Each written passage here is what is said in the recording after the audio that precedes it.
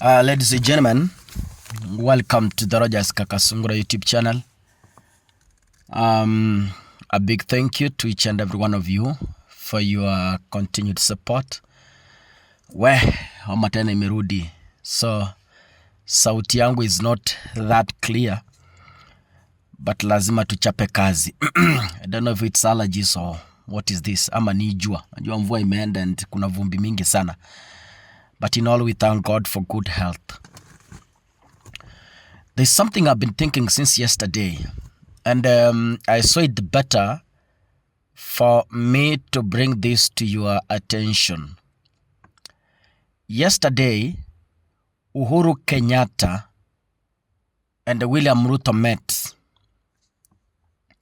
William Ruto had to plan a journey from State House to Ichaweri in Gatundu to go and sit with President Uhuru Kenyatta to discuss several issues that were posted by William Ruto and Uhuru Kenyatta. But to me,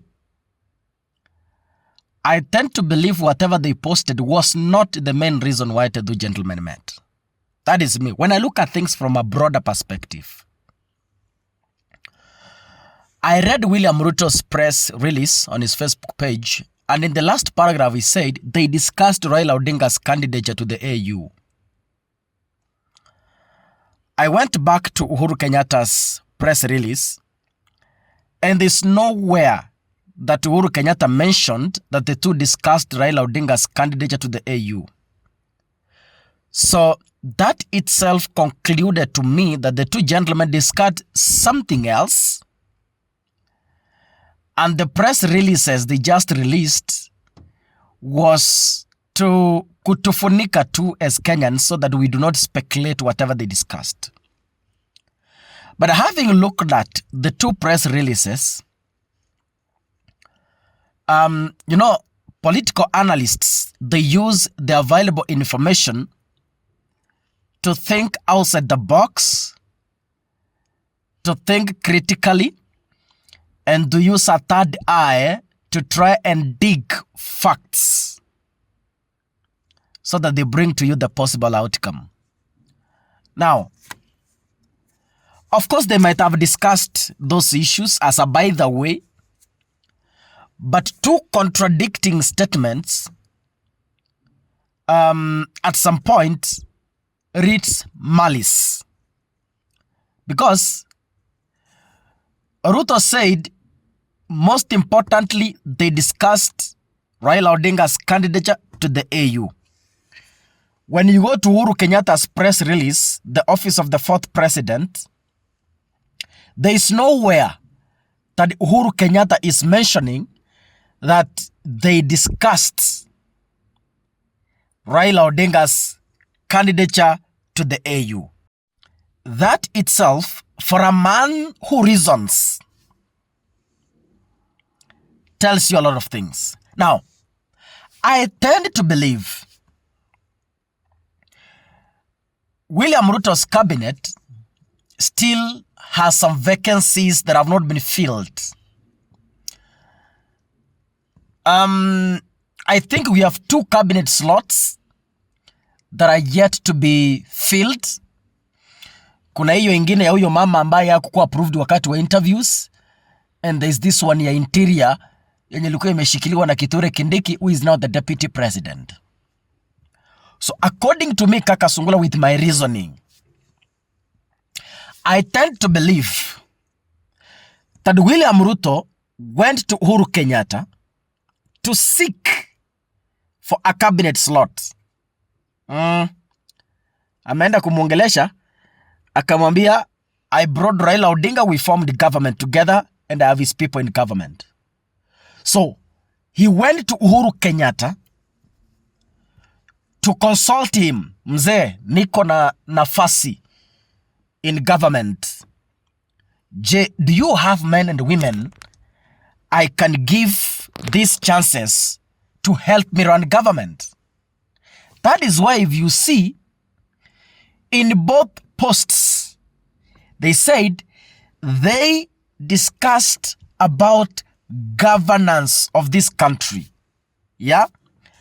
Kuna mahali hapa amesema, I wanted to be very specific so that I want to retrieve that post from William Ruto. Kuna mahali hapa ameandika kwamba is somewhere here. I want to read for you. I have had a fruitful engagement with retired President Uhuru Kenyatta when I paid him a courtesy call at his Gatundu home, where we discussed national and regional issues. Higher. Yeah, where they discussed regional and national issues. Uhuru Kenyatta's statement was a bit in-depth. It had so many information. Now, I want to read the first paragraph. It is normal and common practice, and indeed recommended, that the sitting and former presidents engage and consult on matters of national importance for the benefit of citizenry. It is in the light of this that William Ruto paid a courtesy call to Uhuru Kenyatta. The two engaged in discussions pertaining Kenya's national interests, particularly matters that have been raised by citizens as challenges and handicaps to their well-being. This include animosity within the political ranks that has created a hostile atmosphere. Ndogo zangu wa Kenya, I want to conclude by saying, expect a cabinet reshuffle any time from today. Expect kuanzia leo kwenda mbele, either leo, kesho kutwa, next week. Expect a cabinet reshuffle and expect Uhuru's men in the new cabinet list. Take this to the bank. Starting today, be very alert and expect Uhuru's people in William Ruto's government. Get it from me. Keep this video somewhere and I will come back to remind you in few days from now. Ladies and gentlemen, if you're watching this, click the subscribe button and remember to turn on your notification bell. God bless you. See you in the next episode. Asanteni sana.